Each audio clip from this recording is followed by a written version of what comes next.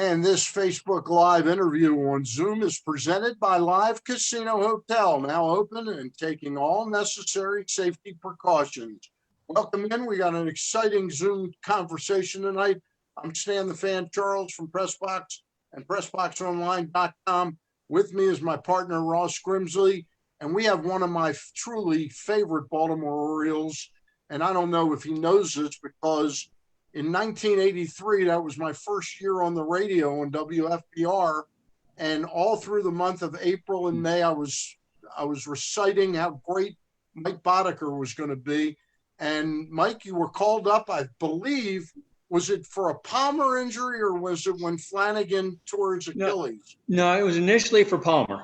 Okay. Initially for Palmer, and when I got there, Hank Peters told me, he says, don't give up your apartment in Rochester because you're going back as soon as he's ready. And I said, okay.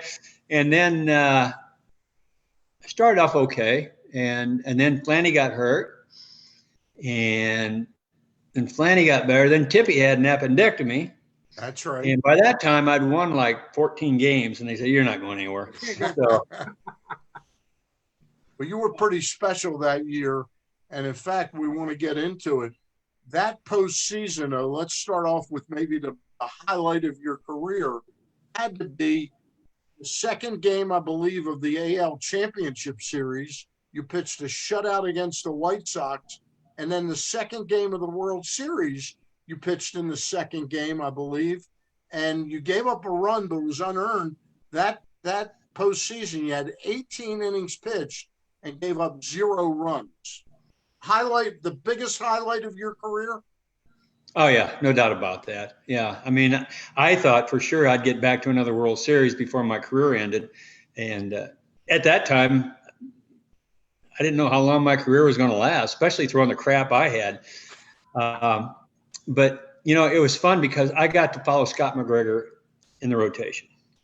And Mac, you literally probably could have caught Mac with a wet Kleenex.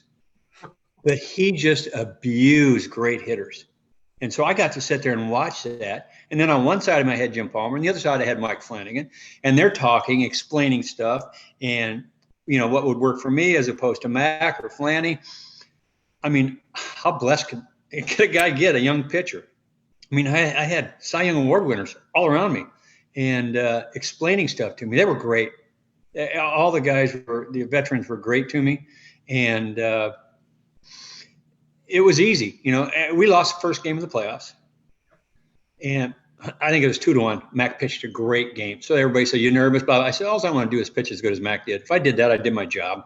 And that was our thing. You know, keep our team close, give us the best chance to win. That's all you can do as a starter. And I went out and we won and went up winning the ALCS. And I still think Gary Renicky deserved the MVP. He had a great series.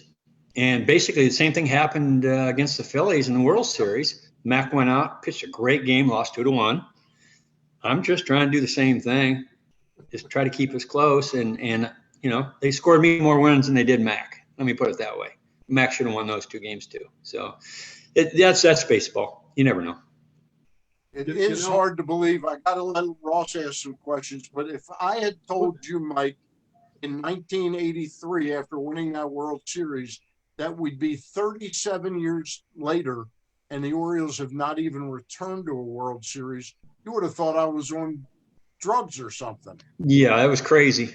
I mean, we had way too many good players not to be there. And, you know, you were talking earlier off air about, you know, last guy to win 20 games. You're telling me Mike Mussina shouldn't have won 20 games for the Orioles? Come on. I mean, he was so much better than me that I was blessed with a great team. I mean, everybody said, "Oh, you know." I said, "Listen, we had Eddie Murray and Cal Ripken." Yeah. Do I need to say any more? Yeah. Yeah. I mean, and we had a great fill. Everybody knew what their jobs were and where they belonged, and Singy and Renicky and Lowenstein and B, Bunbury, Demper behind the plate. We had the bullpens now, they're like 15, 20 people deep. What do we have, 4 guys in the bullpen? That was it. That's all we used. Yeah. Baseball is a whole different game now. So Oh, yeah. Ross, go ahead. You got One a of the couple. things, I saw Singy today. I told him you were going to be on our show and how excited I was. He said, God, he saved our bacon that year.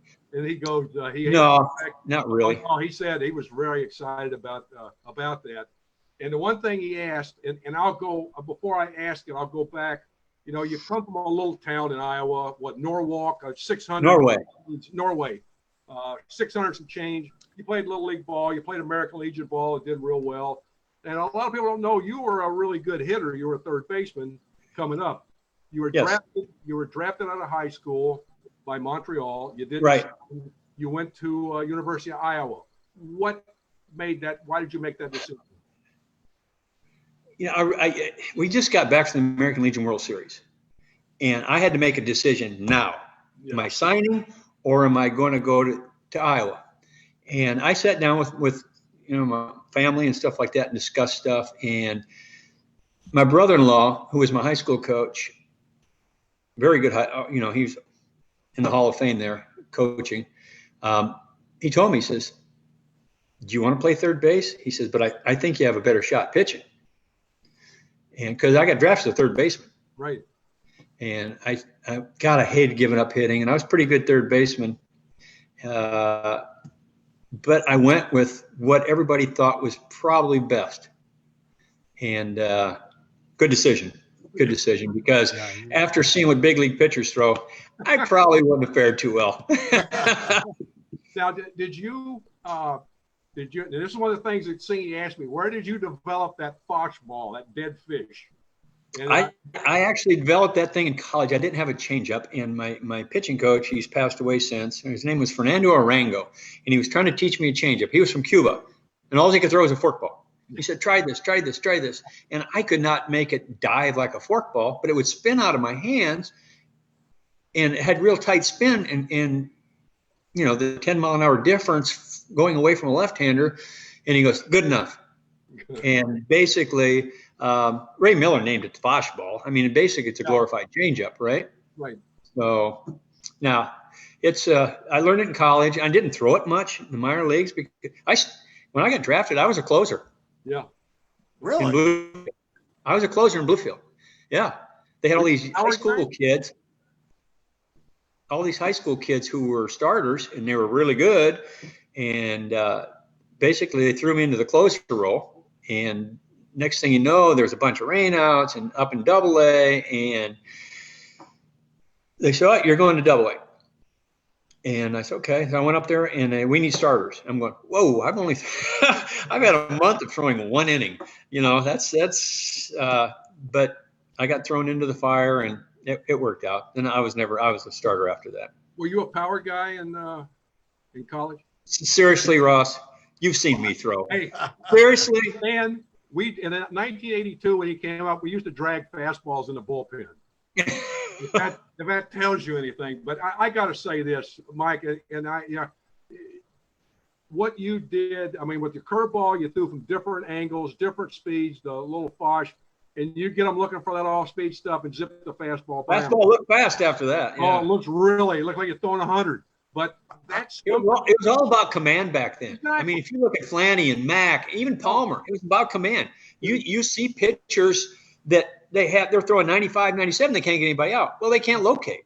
No. Locate. If they could locate, you got a stud. You got a star. Did David Cohn ever talk to you and say that he'd learned how to be David Cohn by watching you? Because I play with Coney. I know you did with Kansas City. Yeah. But he was like you, only he had a little bit of a fastball. That was a big difference. Yeah. But he knew how to use he knew how to fool the hitters and get them. He knew how to change speeds. He read hitters. He understood what a hitter was trying to do to him. Now they got to look in their back pocket at cards. And they shove them back in their pocket. I said, you can't remember that? Seriously? Really? Come on. This is something, the way you pitched and Scotty and Flanny, Catfish Hunter, this is missing in the game. And these people are being cheated by not getting to watch this. And I mean, they don't watch the game now anyway, because they got they really don't. But it's a fading art that people are missing that I think hopefully will turn around and come back because if baseball is going to survive, it's going to have to. Let me. I think that baseball, people are tired of strikeouts, Yep. home runs. There's no action. Pitchers. Yeah, exactly. It's boring. I do radio, some sports radio here in town. And I tell the guys, I really have a tough time watching it. It's so boring. I mean, there's a 9 to 15 strikeouts every night. 5 home runs, 9 to 15 strikeouts. 8 walks, and you're going, ugh. Yeah. My God, just somebody put a ball in play. Just put a ball in play. Let me pick up the thread on what Ross was talking about. Isn't it because today, due to economics, they don't want to be paying the number 2, 3, 4 starters big money when they can bring a guy that they've just drafted up much quicker than they did? Talk about what you learned from your apprenticeship in the minor leagues, which I think is all too often gone now. Well, I started Bluefield. I got bumped up to AA, made the All-Star team, and then went to AAA within 3 months. Frank Robbins was my manager, and I won that first. I got to pitch one game, and I won it. So I go into spring training thinking, okay, I'm going to be in AAA, AA, do it all over again.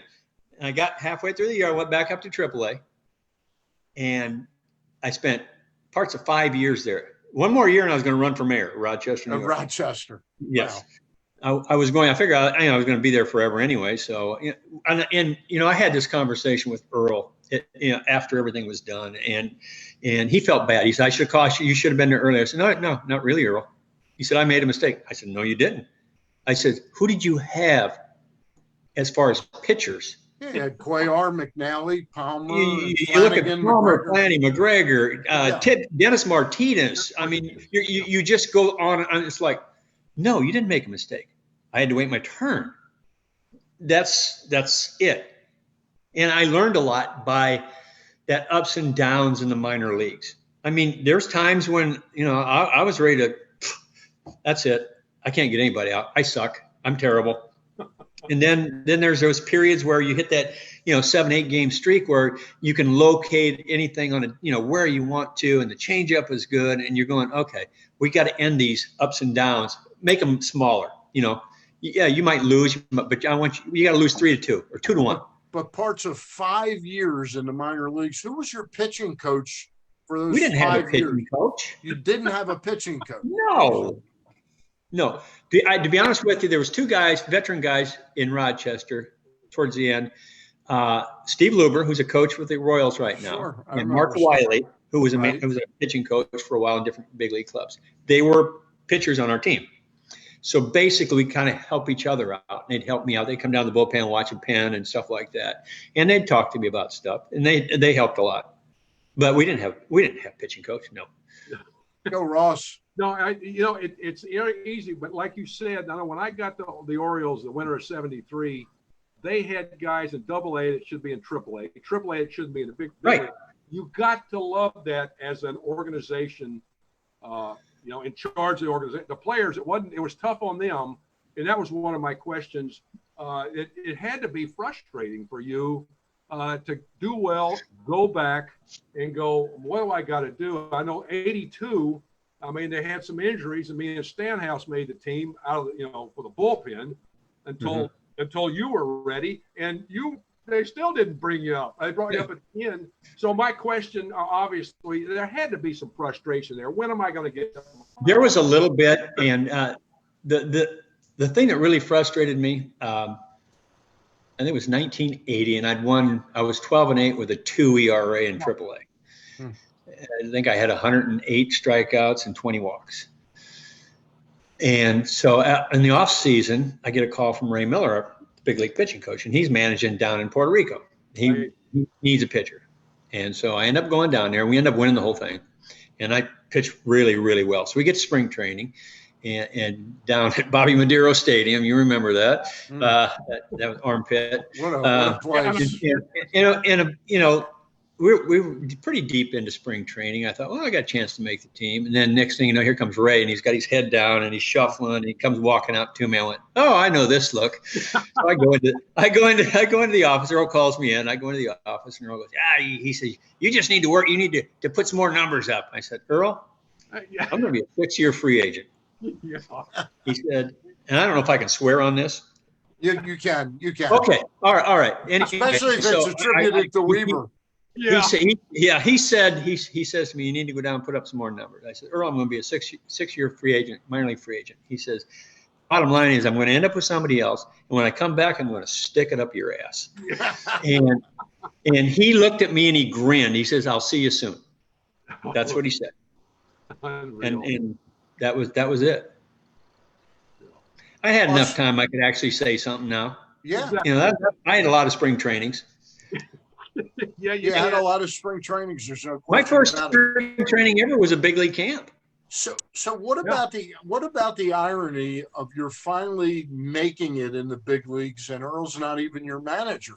You're pitching for Joe. Well, Earl was when I first got called up a couple of times. And but I mean, the best part, when you got established in '83, yeah. I loved Earl. I thought he was 3 innings ahead of any other manager that ever managed the game. I really did. Yeah. We had Joe Altobelli, and Joe. Yeah. He let the guys play, and the guys knew when it was. We had all these veteran guys.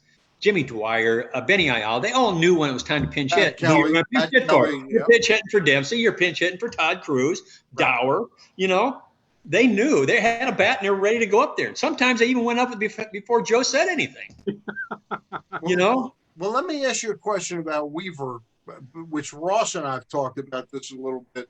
That was my first year on the radio, and all I heard from the players was that we're winning it to stick it basically up Earl's ass. We're winning it for out the belly to show we didn't need Weaver.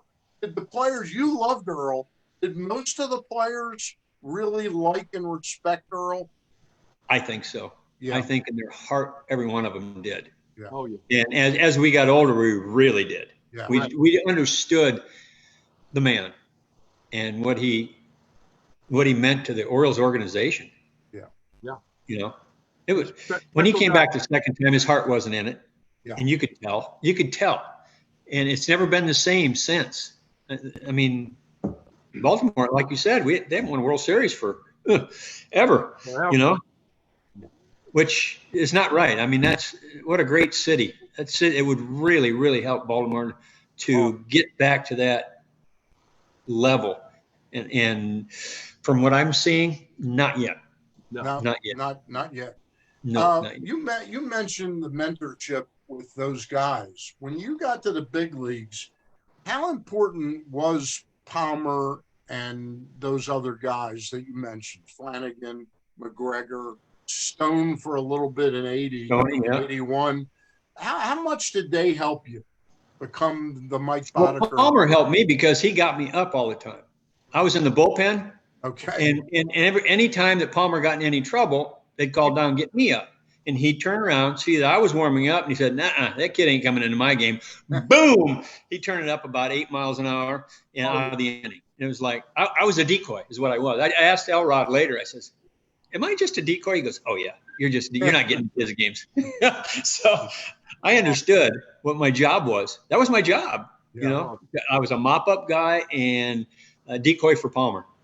So well, you didn't mop up. You didn't mop up in '83. Go ahead, Ross. You got a couple. Well, '83. You won 16 games. The next year, '84, you won 20. All-Star. Then after that, you had some injury issues. Then come '88. '88. I guess there were some rumors about you being moved, traded. The trade came. Oh.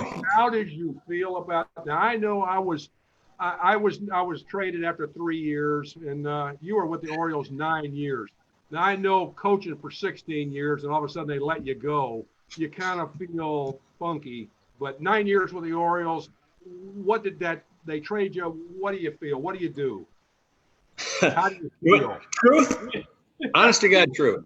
I know, absolutely. I get pulled off the field during batting practice. And there'd been talk about me going someplace, you know. So I get up there and it's Roland Heeman, our GM, and Frank, our manager. And so they call me in and basically told me, you know, hey, Frank said, well, you know, we think you've lost your fastball. And I went, Frank, I never had a fastball. How could I lose it? Seriously. And the funny part about it was, and Roland kept saying, you know, it's just chickens and eggs. I'm going, what the hell does that mean? That means nothing to me. Yeah. They said, well, we got a deal with Boston, but you have to okay it. And I went, you don't think I can pitch anymore?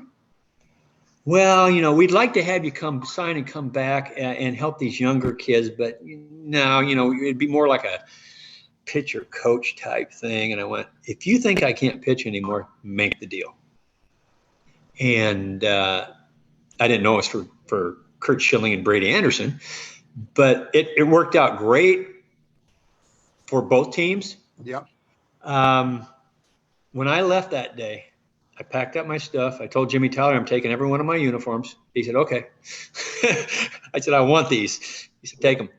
And I went and sat in the parking lot at Old Memorial Stadium, and I cried for 30 minutes. Really? Yeah. It was my home. It was my family. I thought for sure that I would play and live there and retire there, and that was going to be my permanent home. But that was a season where the Orioles had gone 0-21. Yes. It wasn't the losing start, and they weren't very good in 87. And we weren't very good in 86, Stan, if you look at it. You collapsed right around this time in 86. But in other words, get back to 88.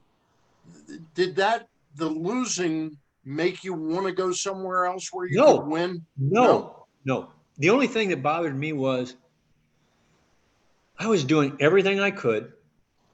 And we were losing games stupidly, especially late. If there was an error, anything happened, everybody'd look around going, oh, okay, how are we going to lose it today? They had that mentality. Yeah. And I'm going, oh man, this is not good. And then we started getting press following us. We had tons of press. And after you got the streak for so long, and it was really tough. It was a very tough year. And when I got traded, it was funny because I think I was like 2-8 or 2-9 at the time when I got traded. And I think I ended up the year 11-9. I went to Boston and they scored a bunch of runs. They caught everything, and we ended up going to the playoffs. Yeah. So it was a good thing, but still to this day, I didn't want to leave Baltimore. We're talking with Mike Boddicker. Go ahead, Ross. Yeah, you had some good years. You won, 15, 11, 17, and 8. You were 7-3 when you got traded. So, I mean, did that fuel you to go out and do better? No, that didn't. It's the fact that they didn't think I could pitch anymore. Right. That really fueled me because I thought, I still had good enough stuff, and I wasn't pitching a whole lot different than I ever did. But we didn't have the same guys. Right. That was the thing. We didn't have that core group that, man, they knew how to win. They knew how to do everybody had their job and they knew how to do it. Yeah. That was it. Right. And Mike, what was worse? What you went through in 88, the team losing 21 games, or what you went through in 86, where the club had battled back from about 9 games out of first place. You moved up to about August 6th that year. You moved to within 2 games of the Red Sox, and they were scared shitless, let's be honest, of Earl coming. And then all of a sudden, the club went about 6-30. Yeah. What was worse, that collapse or the start of the 88 season? I've been on teams that collapsed a little bit before. Yeah. It was just weird because when I first came up with Baltimore, we were winning 100 games every year. Sometimes we'd finish second winning 100 games. Right. I'm going, how do you finish second winning 100 games? I think 88, the 0-21, it was it just beats you. It Yeah. beats you to death because there was always something going, what can I do to change this? There's games I was nitpicking because I was afraid to give up a run. I was afraid. I hate that. I hate that feeling. And when I got to Boston, it was like, go after him. We got you covered. We'll score 5 or 6. Don't worry about it. It was like, whoa, I remember that. Here we go. Now Boston, though, Weren't able to beat you. Boston presented a different problem, though, because of the curse. Did that play on those teams then? Because they wouldn't win They wouldn't win a World Series for what, 25 years after you were gone? Or, Our curse was the Oakland Athletics. yeah. Our guys did not believe they could hit the Oakland pitchers. I remember flying out to Oakland for the playoffs, and they're talking, well, we can't hit Eckersley, we can't hit Stewart, we can't hit Bobby Welch. I'm going, what the hell are we flying out here for then? Yeah. What a waste of time. What do you mean you can't hit them? They're pitchers. They make mistakes just like every other pitcher. And they were scared to death of the Oakland, and Oakland had a hell of a good hitting team. Yeah. And it was like, ooh, that's tough. Fueled by steroids. They had a hell of a hitting Well, team. yeah, but everybody knew it. It wasn't a big surprise. That was just the way it was. Ross, go ahead. You got a couple. Yeah, no, well, after that, Bod, you go to Kansas City, free agent, you sign a 3-year deal. Tell us what happened there. Well, I came here. I mean, if you looked at the lineup, it was George Brett, Kurt Gibson, Bo Jackson, Danny Tartabull, and you're going, that's pretty good. That's a pretty good lineup, man. And you had Gubazov. Well, Gooby was hurt, but he was coming back. We had Saberhagen, and I mean, we had a good pitching staff too. Did you have Splittorf on that team? Paul Splittorf? No, Split was done by then. Okay, yeah, Split was done by then. Then you get here. Bo Jackson gets hurt. He hurts his hip. And I came partly. John Wathen I knew John from Iowa back in the day, and I was excited to come play for him. And then he gets fired like a week into it. It's like, oh, geez, what else could go wrong here? And it was like, and we didn't start off fast any of those years I was here, and it was just we won a bunch of games, but we just not enough. Not at that. Now it would be great because they got 150 playoff teams, don't they? Something like that. I'm not sure, but it's crazy. Anybody can get in. I mean, if you're 500, you're in. But it was tough. Everything changed real fast, but we still loved it here. I live here. You ended up making a home out there again. Yeah, we've been here since '91. Yeah. So your last year was in Milwaukee. You went to Milwaukee. Yeah. I got traded. It was basically the same thing. This was great. Hal McRae. he said the same thing Frank did. We think you lost your fastball. I said, Hal, seriously? I never had a fastball. And the bad part about it was, here was the scenario. My wife just had my youngest, right? We're in Anaheim. No, we're in Oakland. I'm sorry. We're in Oakland. I get the call. She's having the baby. And I'm supposed to start. We have an off day, and then I'm supposed to start in Seattle. So I catch a red eye out of Frisco, get home. She's already had the baby. I get to see the baby and the kids. I mean, that's our 4th one. And she goes, okay, go home. Go to the house and get some sleep. I lay down. I just fall asleep. The phone rings. And it's Turk Robinson saying, we need you back. You need to be in Seattle for the game tomorrow. You're pitching. Yeah.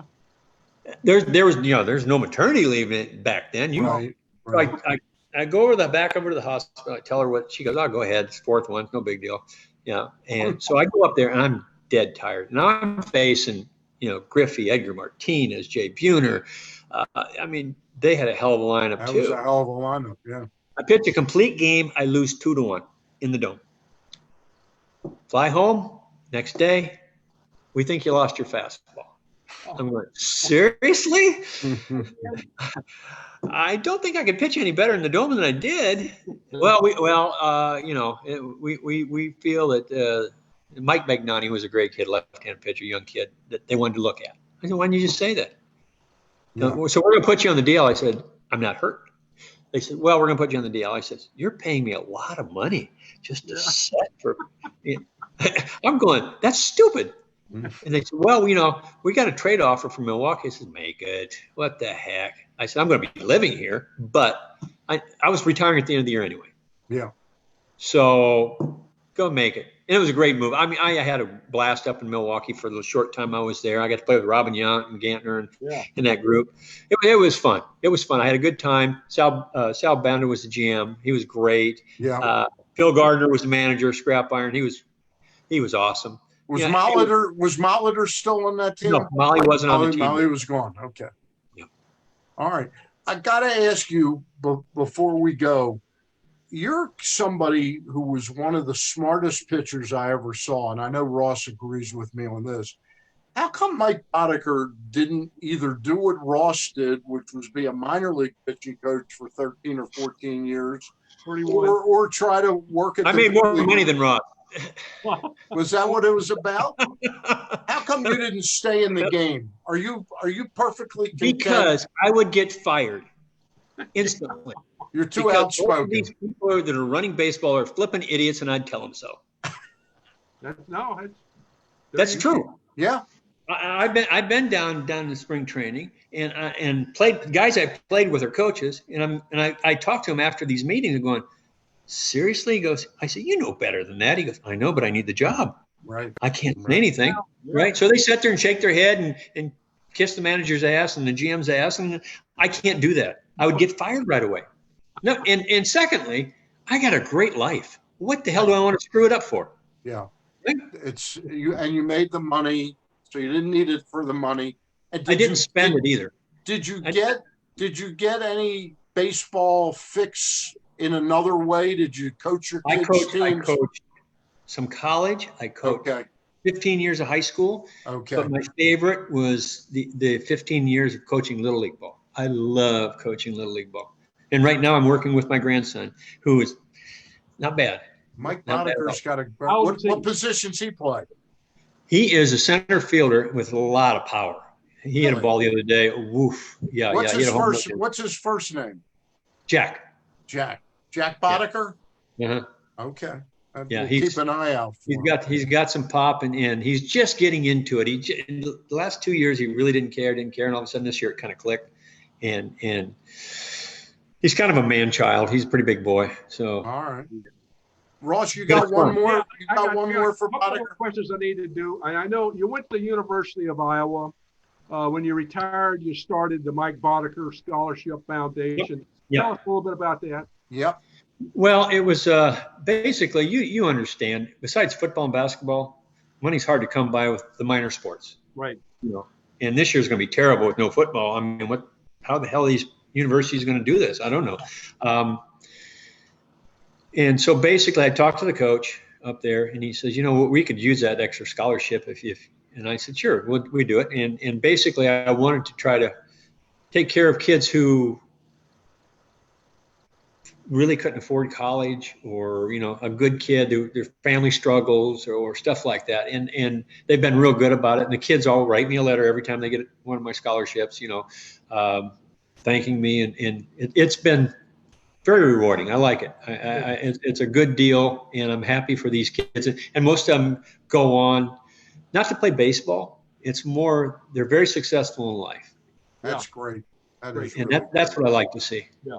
Well, one last question I got, Mike. I know in 2010, 2011, you were diagnosed with throat cancer. Cancer of the tonsil. Yep. It was squamous cell cancer. I drew the short straw. How did that change your life? Well, I lost a lot of weight.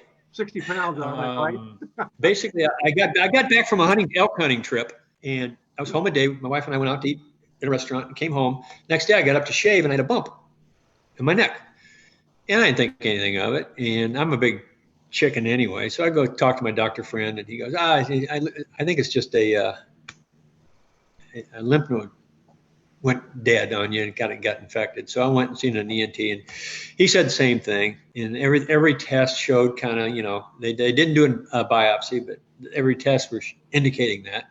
And I was walking out of the guy's office, and he goes, "Just for my, peace of mind, could I biopsy it?" I said, "Oh yeah, sure."